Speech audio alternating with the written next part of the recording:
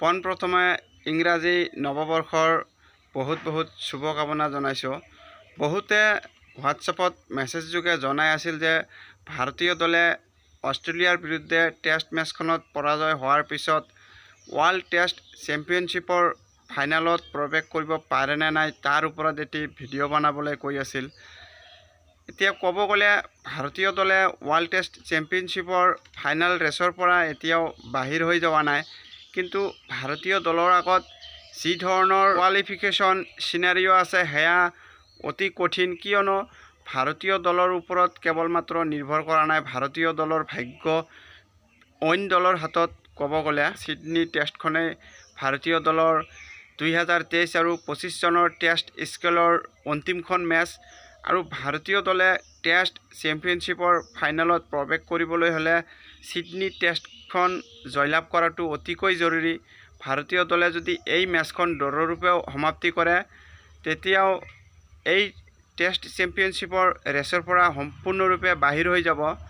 ভাৰতীয় দলে যদিহে এই মেচখনত জয়লাভ কৰিব পাৰে, ইয়াৰ পিছতো ভাৰতীয় দলৰ ভাগ্য শ্ৰীলংকা দলৰ ওপৰত নিৰ্ধাৰণ হ'ব, কিয়নো অষ্ট্ৰেলিয়ান দলে শ্ৰীলংকাৰ বিৰুদ্ধে আৰু 2খন টেষ্ট শৃংখলাত অৱতীৰ্ণ হ'ব, আৰু ভাৰতীয় দলে ছিডনী টেষ্ট মেচখন জয়লাভ কৰাৰ লগতে অষ্ট্ৰেলিয়ান দলে শ্ৰীলংকাৰ হাতত 2-0 ব্যৱধানত বা 1-0 ব্যৱধানত বা 0-0 ৰূপে ছিৰিজত যদি ড্ৰৰূপে সমাপ্তি কৰে তেতিয়াহে ভাৰতীয় দলৰ ভাগ্য উজ্বলি উঠিব আৰু ভাৰতীয় দলে টেষ্ট চেম্পিয়নশ্বিপৰ ফাইনেললৈ প্ৰৱেশ কৰিব। কিন্তু এই সমীকৰণ ভাৰতীয় দলৰ কাৰণে অতিকৈ কঠিন, কিয়নো অষ্ট্ৰেলিয়ান দলৰ হাতত 3টাকৈ মেচ বাকী আছে, আৰু 3খন মেচৰ বিপৰীতে কেৱল মাত্ৰ এখন মেচত যদি অষ্ট্ৰেলিয়ান দলে জয়লাভ কৰিব পাৰে তেতিয়া সাউথ আফ্ৰিকাৰ লগতে অষ্ট্ৰেলিয়ান দলে ৱৰ্ল্ড টেষ্ট চেম্পিয়নশ্বিপৰ ফাইনেললৈ প্ৰৱেশ কৰিব।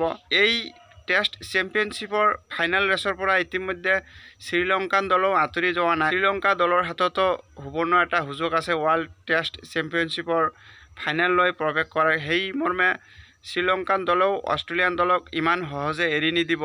সেই ক্ষেত্ৰত চাব গ'লে শ্ৰীলংকান দলৰ আগত প্ৰথমতে ভাৰতীয় দল আৰু অষ্ট্ৰেলিয়াৰ মাজত টেষ্ট মেচখন ড্ৰৰূপে সমাপ্তি হ'ব লাগিব, আৰু ইয়াৰ পিছত শ্ৰীলংকান দলে অষ্ট্ৰেলিয়ান দলক 2-0 ব্যৱধানত যদি ছিৰিজত হোৱাইট ৱাছ কৰিব পাৰে তেনেহ'লে শ্ৰীলংকান দলৰ ৱৰ্ল্ড টেষ্ট চেম্পিয়নশ্বিপ ফাইনেলত প্ৰৱেশ কৰাটো নিশ্চিত হৈ পৰিব।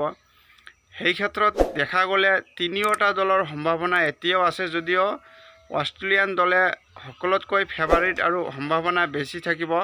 আৰু যদি ৱৰ্ল্ড টেষ্ট চেম্পিয়নশ্বিপৰ পইণ্ট টেবুলখন দেখা যায় তেনেহ'লে সাউথ আফ্ৰিকা ইতিমধ্যে এই পইণ্ট টেবুলত প্ৰথম স্থানত থাকি কোৱালিফিকেশ্যন কৰি লৈছে, আৰু সাউথ আফ্ৰিকান দলে 7খনকৈ মেচত জয়লাভ কৰিছে, তাৰ বিপৰীতে 3খন মেচত পৰাজয় বৰণ কৰিছে আৰু এখন মেচ ড্ৰৰূপে সমাপ্তি কৰি পইণ্ট টেবুলত প্ৰথম স্থানত থাকি কোৱালিফিকেশ্যন কৰিছে। আৰু অষ্ট্ৰেলিয়ান দলৰ কথা ক'ব গ'লে অষ্ট্ৰেলিয়ান দলে ইতিমধ্যে 10খনকৈ টেষ্ট মেচত জয়লাভ কৰিছে, আৰু তাৰ বিপৰীতে 4খন মেচত পৰাজয় বৰণ কৰিছে, আৰু 2খন মেচ ড্ৰৰূপে সমাপ্তি কৰি 118 পইণ্ট অৰ্জন কৰিছে, আৰু পাৰ্চেণ্টেজ চাব গ'লে 61.46% লৈ দ্বিতীয় স্থানত মজুত আছে, আৰু ভাৰতীয় দল তৃতীয় স্থানত আছে। 9খন মেচত জয়লাভ কৰিছে, তাৰ বিপৰীতে 7খন মেচতেই পৰাজয় বৰণ কৰিবলগীয়া হৈছে, আৰু 2খন মেচত ড্ৰৰূপে সমাপ্তি কৰিবলৈ সক্ষম হৈছিলে।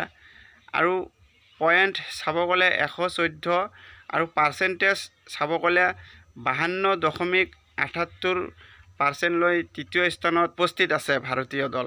চাব গ'লে 1.5 বছৰ ধৰি পইণ্ট টেবুলত প্ৰথম স্থানত আছিলে, কিন্তু অন্তিম পৰ্যায়ত বা অন্তিমখনত আহি যি ধৰণে পিছলি পৰিছে ভাৰতীয় দলে, ইয়াৰ মূল কাৰণেই আছিল যে নিউজিলেণ্ডৰ বিৰুদ্ধে ঘৰুৱা পিটছত যি 3-0 ব্যৱধানত পৰাজয় বৰণ কৰিছিল, এয়াই আছিলে ভাৰতীয় দলৰ কাৰণে ক্ষতিকাৰক, কিয়নো অষ্ট্ৰেলিয়ান পিটছত ভাৰতীয় দলে শৃংখলা জয়লাভ কৰিব নোৱাৰিব বা জয়লাভ কৰাটো কঠিন হ'ব, সেয়া প্ৰথমৰ পৰাই জনা গৈছিল, কিয়নো নিউজিলেণ্ডতকৈ অষ্ট্ৰেলিয়ান দল অধিক শক্তিশালী, আৰু যিহেতু টেষ্ট ছিৰিজখন অষ্ট্ৰেলিয়ান পিটছত হ'ব সেই মৰ্মে পূৰ্বৰে পৰাই জনা গৈছিল যে অষ্ট্ৰেলিয়ান পিটছত ভাৰতীয় দলে অগ্নি পৰীক্ষাৰ সন্মুখীন হ'ব লগা হ'ব।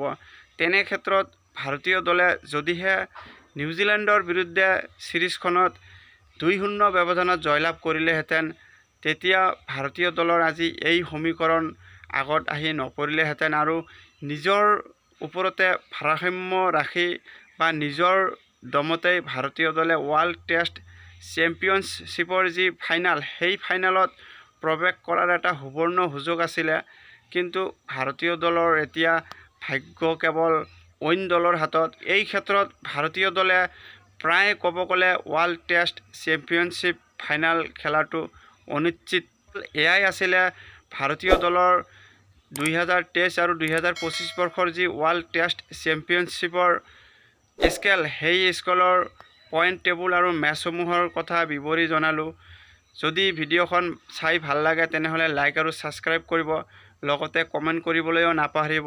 আপোনালোকৰ কমেণ্টৰ জৰিয়তে মই ভিডিঅ' বনাবত আৰু অধিক উৎসাহ পাওঁ। ধন্যবাদ।